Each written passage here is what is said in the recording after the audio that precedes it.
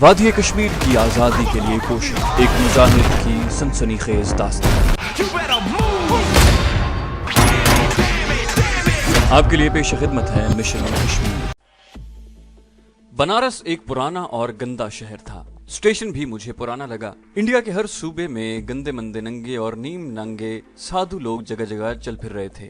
بنارس دریائے گنگا کے کنارے آباد ہے، ویسے بھی بڑا پرانا شہر ہے۔ شہر کے گنجان حصہ بے حد گندا، اونچی نیچی گلیاں تھیں، کئی گلیوں میں پتھر کی سیڑھیاں چڑھ کر داخل ہونا پڑتا تھا۔ میں بانو کو دریا کنارے والی بستی میں اس کے گھر لے گیا۔ اس کے ماں باپ اور چھوٹے بہن بھائیوں نے نسیم بانو کو دیکھا تو سب رونے لگے۔ میں نے انہیں کہا کہ آپ لوگ کس لیے رو رہے ہیں؟ خدا کا شکر ادا کریں کہ میں آپ کی بچی کو سالم بھیڑیوں کے چنگل سے نکال کر لے آیا ہوں۔ نسیم بانو بھی ہر ایک کے گلے لگ کر زارو قطار رو رہی تھی۔ کچھ تو ہم لوگوں کے حالات ایسے ہوتے ہیں کہ رونے دھونے سے بہت واسطہ پڑتا ہے، کچھ ویسے بھی ہمیں رونے کا بہت شوق ہے۔ خوشی اور غم دونوں موقعوں پر ہم روتے ہیں۔ میں نے نسیم بانو کے والد کو، جو ابھی گھر پر ہی تھا اور دکان پر نہیں گیا تھا، ساری کہانی سنائی۔ وہ دکانوں کو ہاتھ لگا کر بار بار آسمان کی طرف دیکھتے اور خدا کا شکر ادا کرتے۔ میں نے کہا اب مجھے اجازت دیجیے، میں نے آپ کی امانت آپ کے پاس پہنچا دی۔ وہ لوگ مجھے جانے نہیں دے رہے تھے، مگر میرا وہاں ٹھہرنا بیکار تھا۔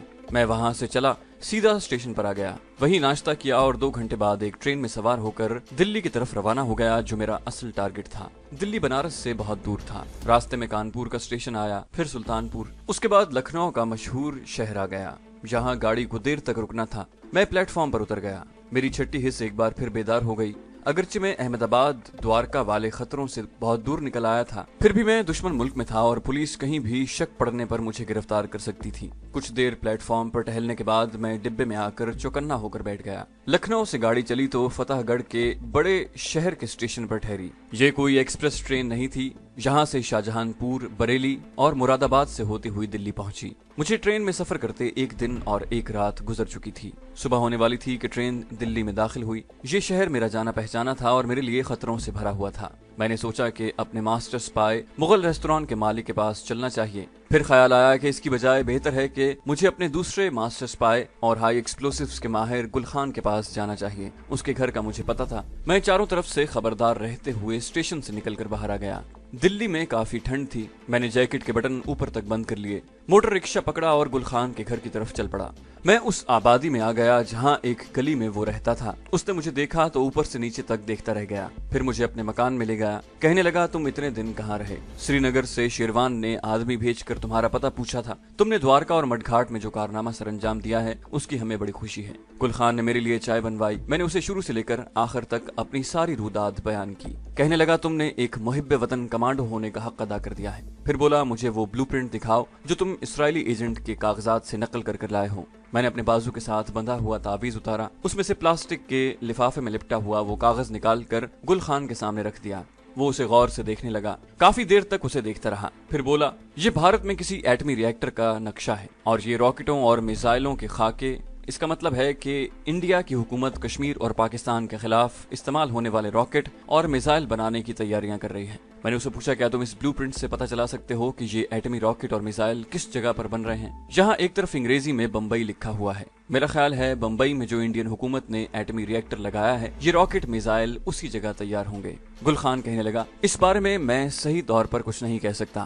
ہمارا ایک آدمی نیوکلیر فزکس کا ماہر ہے، اس نے نیوکلیر فزکس کا پورا کورس کیا ہوا ہے، وہی ہمیں یہ بلو پرنٹ دیکھ کر بتا سکے گا۔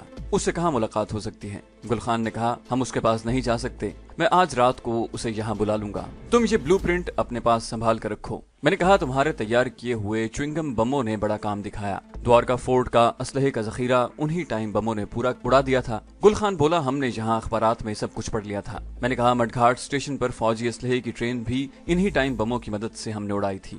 کریم بھائی بھی میرے ساتھ ہی تھا۔ گل خان کہنے لگا کریم بھائی سچا دیندار مسلمان اور نڈر مجاہد ہے، وہ تمہاری طرح تربیت یافتہ کمانڈو تو نہیں، لیکن بڑا بہادر آدمی ہے، اور اسلام اور پاکستان کے نام پر تو وہ ہر وقت جان قربان کرنے پر تیار ہو جاتا ہے۔ میں نے کہا میں آتی دفعہ اس سے بھی احمد آباد میں نہیں مل سکا۔ را کے چیف پانڈے کے بنگلے پر ایک دم پولیس کا چھاپا پڑ گیا اور مجھے بنگلے کی پچھلی کھڑکی سے کود کر فرار ہونا پڑا۔ گل خان بلو پرنٹ پر نظریں جماتے ہوئے بولا تمہارا فرار ہو کر سیلاب کی زد سے بانڈا پہنچ جانا بڑا مفید ثابت ہوا۔ तुम वहां न पहुंचते तो इसराइली एजेंट का ये कीमती ब्लूप्रिंट कभी तुम्हारे हाथ न आता। मैंने मुगल रेस्टोरेंट वाले अपने स्पाई मास्टर का पूछा तो गुलखान बोला, तुमने बड़ा अच्छा किया कि स्टेशन से सीधा मेरे पास आ गए। मुगल रेस्टोरेंट पर 2 रोज पहले ही छापा पड़ा था और पुलिस हमारे मास्टर स्पाई को गिरफ्तार करके ले गई है। किसी ने मुखबरी की होगी या हमारे मास्टर स्पाई से कोई भूल हो गई होगी। उसे पुलिस ने दिल्ली में रखा हुआ है या यहाँ से बाहर किसी टॉर्चर कैंप में मुंतकिल किया गया है। मेरे इस सवाल पर गुलखान ने कहा, हमें कुछ नहीं मालूम हो सका और हमें इस बारे में मालूमात हासिल करने की जरूरत भी नहीं है। हमें पीछे नहीं आगे की तरफ देखना है। इतना हमें यकीन है कि हमारा कोई भी मास्टर स्पाई पकड़े जाने की सूरत में इंतहाई अजियतनाक तशद्दुद के बावजूद हम में से किसी का नाम और ठिकाना नहीं बताएगा। वो मर जाएगा लेकिन जबान नहीं खोलेगा। गुलखान ने रॉकेटों वाला ब्लूप्रिंट संभाल कर रख लिया। कहने लगा, मैं अपने आदमी से मिलने जाता हूँ, ब्लूप्रिंट मैं साथ नहीं ले जा रहा। कोशिश करूंगा कि वो रात को यहाँ मेरे मकान पर आ जाए।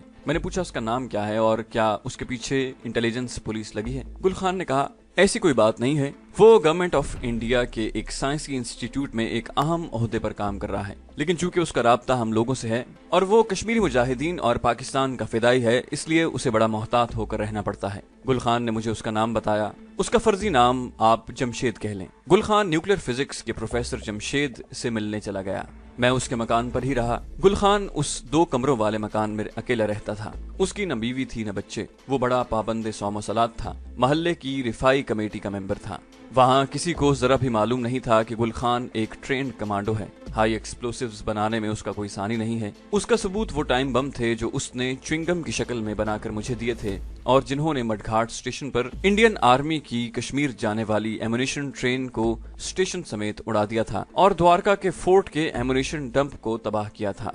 अगरचे श्रीनगर से रवाना होते वक्त कश्मीरी मुजाहिद कमांडो ने मुझे हिदायत की थी कि मैं अस खुद गुलखान से मिलने न जाऊं, मगर मैंने अच्छा किया कि स्टेशन से सीधा उसके घर चला गया। अगर मैं अपने मास्टर स्पाई के नई दिल्ली वाले रेस्टोरेंट में जाता तो मेरा पुलिस के हाथों गिरफ्तार हो जाना यकीनी था। गुलखान का मकान मैंने पहले अपनी कमांडो ट्रेनिंग के दौरान और श्रीनगर जाते हुए देख चुका था। उसी ने शिरवान तक पहुंचने का रास्ता बताया था। कोई 1.5-2 घंटे के बाद गुलखान वापस आया और कहने लगा, प्रोफेसर जमशेद रात को आएगा, तुम ऊपर वाले कमरे में जाकर आराम करो। मैं दोपहर को खाना लेकर ऊपर ही आ जाऊंगा। कमरे की खिड़कियां मत खोलना, मैं उन्हें हमेशा बंद रखता हूँ।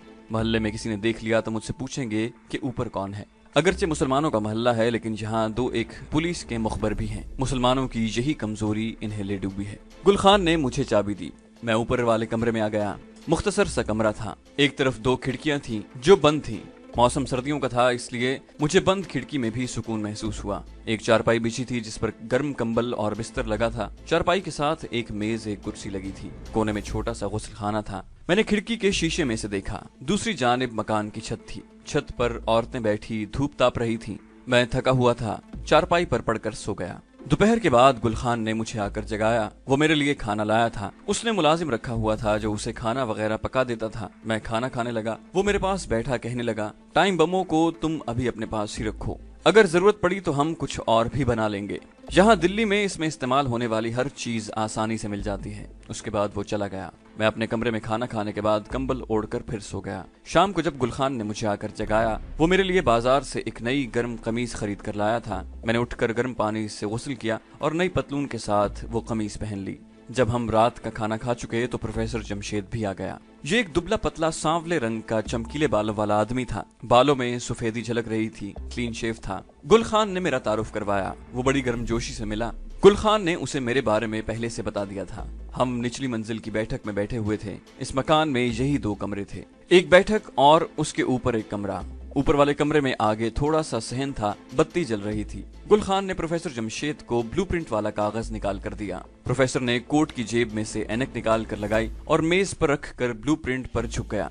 उसके चेहरे पर तजस्सुस के आसार नुमायां होते जा रहे थे। गुलखान ने पूछा, प्रोफेसर तुम्हें इसमें कोई खास बात नजर आई? प्रोफेसर जमशेद ने ब्लूप्रिंट पर नजरें जमाए हुए कहा, इंडियन गवर्नमेंट तो प्लूटोनियम बम का धमाका करने और न्यूक्लियर रॉकेट, न्यूक्लियर वॉरहेड की मिसाइल बनाने की तैयारियां कर रही है। ये उसी का खाका है। गुलखान ने पूछा, ये सब कुछ भारत में किस जगह बन रहा है? प्रोफेसर ने ब्लूप्रिंट से नजरें हटाते हुए ऐनक उतार कर मेज पर रख दी और कहा, तुम अच्छी तरह जानते हो कि भारतीय हुकूमत ने आजादी हासिल करने के साथ ही डॉक्टर भाभा की सरपरस्ती में इंडियन एटॉमिक एनर्जी कमीशन कायम कर दिया था। उसने तरक्की याफ्ता ममालिक से एटमी टेक्नोलॉजी हासिल करने की कोशिशें भी शुरू कर दी थी। फिर कुछ अरसे बाद भारत के पहले एटमी रिएक्टर ने काम शुरू कर दिया था, जो बम्बई में है। अब इस एटमी रिएक्टर में प्लूटोनियम साफ करने का प्लांट लगाया गया है। इस ब्लूप्रिंट से साबित होता है कि इस मामले में इसराइल भारत की भरपूर मदद कर रहा है। ब्लूप्रिंट में इन रॉकेटों और मिसाइल के खाके भी बने हुए हैं जिनमें प्लूटोनियम वॉरहेड के साथ इस जगह तैयार किया जाएगा। गुल खान ने पूछा, तुम्हारे ख्याल में भारत कब तक अपने एटमी प्रोग्राम में कामयाब हो जाएगा? प्रोफेसर जमशेद ऐनक लगाकर दोबारा ब्लूप्रिंट को गौर से देखने लगा। उस ब्लूप्रिंट पर जो अलामतें और खाके बनाए गए थे उससे जाहिर होता था कि भारत 2-4 सालों के अंदर अंदर एटमी धमाका करेगा और वो दुनिया के नक्शे पर एटमी ताकत बनकर सामने आ जाएगा। उस ब्लूप्रिंट से ये भी जाहिर हो रहा था कि भारत पहले प्लूटोनियम बम का धमाका करेगा। प्लूटोनियम के एक छोटे बम में 5 से 10 किलोग्राम प्लूटोनियम इस्तेमाल होता है। अमेरिका ने हिरोशिमा पर तो एटम बम गिराया था, मगर नागासाकी पर उसने प्लूटोनियम बम गिराया था, जिससे नागासाकी के 10,000 शहरी उसी वक्त हलाक हो गए थे। मैंने कहा, इसका तोड़ क्या हो सकता है? यानी हम पाकिस्तान के तहफ्फुज़ के लिए क्या इक़दाम कर सकते हैं? प्रोफेसर जमशेद ने कहा, सबसे बेहतरीन तोड़ तो ये है कि पाकिस्तान भी एटमी सलाहियत हासिल कर ले। इंडिया प्लूटोनियम बम बनाता है तो पाकिस्तान को एटम बम बनाना चाहिए ताकि ताकत का तवाजुन बरकरार रहे और इंडिया को मालूम हो जाए कि अगर उसने पाकिस्तान के किसी शहर पर बम गिराया तो पाकिस्तान भी दिल्ली और कलकत्ता पर एटम बम गिराकर उन्हें सफाए हस्ती से मिटा सकता है। दुश्मन के ताकतवर हमले को सिर्फ उससे ज्यादा ताकतवर जवाबी हमले से ही रोका जा सकता है। गुल खान गहरी सोच में था। कहने लगा, क्या हम किसी तरह भारत के एटमी अज़ाइम को नाकाम बना सकते हैं? प्रोफेसर जमशेद ऐनक उतार कर रुमाल से उसे साफ करते हुए बोला, इंडिया ने अपने एटमी प्रोग्राम को बड़ी मजबूत बुनियादों पर खड़ा किया है। इस प्रोग्राम को बनाने के लिए भारत में वसी पैमाने पर एटमी साइंस पर तहकीक की जा रही है। भारतीय साइंसदानों की एक पूरी जमात इस पर काम कर रही है। इसके अज़ाइम को नाकाम बनाना मुश्किल है। हाँ, हम ये कर सकते हैं कि भारत अगर बाहर के मुल्कों से प्लूटोनियम हासिल करने की कोशिश करता है तो हम उसे भारत में पहुंचने से पहले तबाह कर दें। इस तरह हम भारत के एटमी प्रोग्राम को मौखर कर सकते हैं। गुल खान ने जज्बाती अंदाज में कहा, और अगर हम भारत के एटमी रिएक्टर को ही तबाह कर दें तो? प्रोफेसर जमशेद ने जेब से सिगरेट का पैकेट निकाल कर एक सिगरेट सुलगाया और बोला, ये काम इतना आसान नहीं है। मैंने कहा, प्रोफेसर, हमारे लिए कोई काम मुश्किल नहीं है, इसलिए कि हमने इस्लाम, कश्मीरी मुसलमानों की आज़ादी और सलामती के लिए जान की बाजी लगा रखी है। तुम ये बताओ कि एक एटमी रिएक्टर में वो कौन सा कलीदी मकाम होता है कि अगर उसे उड़ा दिया जाए तो सारा ढांचा तबाह हो जाए? प्रोफेसर जमशेद ने कहा, जहां तक मेरी मालूमात का ताल्लुक है, उस वक्त भारत में बम्बई के करीब एक एटमी रिएक्टर काम कर रहा है जिसके बारे में यही मशहूर किया गया है कि वहां से बिजली हासिल की जाती है। लेकिन मुझे एक खुफिया इत्तला भी मिल चुकी है कि राजस्थान के मकाम पर ज़ेरे ज़मीन एक खुफिया एटमी रिएक्टर भी काम कर रहा है। वहाँ प्लूटोनियम साफ होने का प्लांट दिन रात काम करता है। वहाँ प्लूटोनियम तैयार किया जाता है। असल एटमी मरकज राजस्थान का ये खुफिया प्लांट है। अगर किसी तरीके से हम उसे उड़ा दें तो मेरे अंदाजे के मुताबिक भारत का एटमी प्रोग्राम कम से कम 7-8 साल मौखर हो सकता है।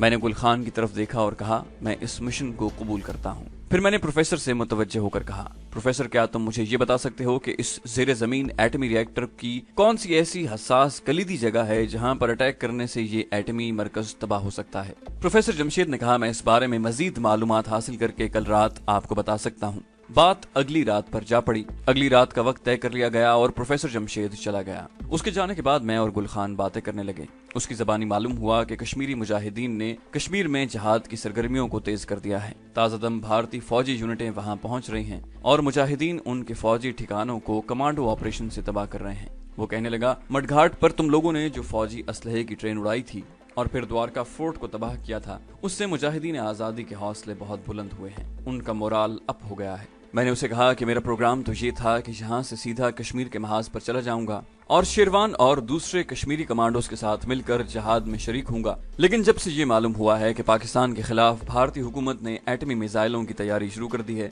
मैंने जहाद कश्मीर में शिरकत का इरादा कुछ देर के लिए मुलतवी कर दिया है। मैं सबसे पहले राजस्थान के ज़ेरे ज़मीन खुफिया एटमी रिएक्टर को तबाह करना चाहता हूँ। गुल खान ने कहा, इसके मुताल्लिक प्रोफेसर जमशेद कल रात हमें कुछ बता सकेगा कि हम किस तरीके से ये एक्शन कर सकते हैं। मैं अब सोने जाता हूँ, सुबह मुलाकात होगी। गुल खान भी चला गया। मैं बिस्तर पर लेटकर राजस्थान के एटॉमिक एनर्जी कमीशन रिएक्टर के बारे में सोचने लगा। इस किस्म के हसास इदारों में सिक्योरिटी के बहुत सख्त इंतजामात होते हैं। एटमी रिएक्टर में जितने साइंसदान, टेक्नीशियन, क्लर्क, मजदूर वगैरह काम करते हैं, उनके पास बाकायदा शनाख्ती कार्ड होंगे। उनके आते जाते जबरदस्त चेकिंग होती होगी। बाहर के आदमी का दाखिला यकीनन बहुत मुश्किल होगा। फिर भी मैं पुरुम्मीद था। मुझे एटमी रिएक्टर में दाखिल होने की कोई ना कोई सूरत जरूर पैदा करनी थी। इस रिएक्टर को तबाह करना अब जरूरी हो गया था। अगर ये इंडिया की सिक्योरिटी का मामला था तो पाकिस्तान की नेशनल सिक्योरिटी का नाजुक मसला भी था। मैं ये कैसे गवारा कर सकता था कि जंग होने की सूरत में इंडिया पाकिस्तान के शहरों पर प्लूटोनियम बम या एटमी मिसाइल गिराकर बेगुनाह पाकिस्तानियों को मौत के घाट उतार दे। ये मेरा पाकिस्तानी फरीजा था कि मैं दुश्मन के एटमी हथकंडों को जितना नुकसान पहुंचा सकता हूं पहुंचाऊं, चाहे इसमें मेरी जान ही क्यों न चली जाए। दूसरा दिन तुलू हुआ। गुल खान मेरे साथ नाश्ता करके चला गया। दोपहर को आया तो कुछ फिक्रमंद था। कहने लगा, मेरे आदमी ने इत्तला दी है कि नई दिल्ली के थाने में तुम्हारी तस्वीर मौजूद है। अहमदाबाद में तुमने कोई तस्वीर उतरवाई थी। मैंने उसे बताया कि पुलिस ने जब मुझे गिरफ्तार किया था तो मेरी तस्वीर उतरवा कर अहमदाबाद और द्वारका भेजी थी, जहाँ से इस बात की तस्दीक हो गई थी कि मैं वही आदमी हूँ जो नकली कैप्टन बनकर द्वारका फोर्ट में आया था और गोला बारूद के जखीरे को तबाह करने के बाद वहां से भाग गया था। गुल खान कहने लगा, अब तुम्हें बहुत मोहतात रहने की जरूरत है। मैंने अच्छा किया जो तुम्हें यहाँ से बाहर नहीं निकलने दिया। अगरचे पुलिस तुम्हें दिल्ली में तलाश करती नहीं फिर रही, ऐसी कोई हंगामी सूरत हाल नहीं है, लेकिन पुलिस को तुम्हारी तलाश जरूर है और दिल्ली के तमाम पुलिस स्टेशनों को खबरदार कर दिया गया है। मैं सोचने लगा कि जिस किस्म के मखदूश हालात पैदा हो गए हैं, मुझे क्या करना चाहिए। मैंने गुल खान से कहा, यही हो सकता है कि मैं अपनी दाढ़ी मूछें बढ़ा लूं और जिस कदर हुलिया बदल सकता हूं बदल लूं, क्योंकि मुझे दिल्ली और राजस्थान के आसपास ही रहना है और कमांडो ऑपरेशन शुरू करना है। गुल खान बोला, कम से कम ये तो तुम्हें जरूर करना होगा। तुम्हारे सर के बाल ज्यादा बड़े नहीं हैं, आज से शेव करनी भी छोड़ दो और यहाँ से हरगिज बाहर मत निकलना। मोहल्ले में अभी तक किसी को तुम्हारे बारे में मालूम नहीं कि तुम मेरे मकान में ठहरे हुए हो, क्योंकि यहाँ तुम्हारी मुखबरी हो सकती है। मैंने उसे कहा, दाढ़ी मूछों के बाल बढ़ने में तो बहुत दिन लग जाएंगे। इतने दिन मैं यहाँ कैसे छुपा रहूंगा? किसी न किसी को जरूर मेरा पता चल जाएगा और मैं इस वक्त किसी हालत में गिरफ्तार नहीं होना चाहता। मेरे सामने एक बहुत बड़ा मिशन है जिसे मुझे हर हालत में पूरा करना है। राजस्थान का इंडियन एटमी रिएक्टर तबाह करना है। गुल खान बोला, रात को प्रोफेसर जमशेद को आ जाने दो, वो कुछ बताएगा, उसकी रोशनी में आगे कोई फैसला करेंगे। वो दिन भी किसी न किसी तरह गुजर गया। मैं गुल खान के मकान के ऊपर वाले कमरे में ही बंद रहा। वो मुझे 5 बजे आकर चाय भी बना कर दे गया। उसने एहतियात के तौर पर खाना पकाने वाले मुलाजिम को भी छुट्टी दे दी ताकि किसी को खबर न हो कि इस मकान में एक पुरस्कार अजनबी ठहरा हुआ है। तो दोस्तों, ये थी हमारी आज की एपिसोड। उम्मीद करते हैं आपको हमारी कहानी पसंद आई होगी। जाने से पहले इस वीडियो को लाइक कीजिए और शेयर करना मत भूलिए। कमेंट करके हमें बताइए कि आपको हमारी वीडियो कैसी लगी। और अगर अभी तक आपने इस चैनल को सब्सक्राइब नहीं किया तो इसे सब्सक्राइब कीजिए और बेल आइकन दबाकर ऑल नोटिफिकेशंस ऑन कर लीजिए।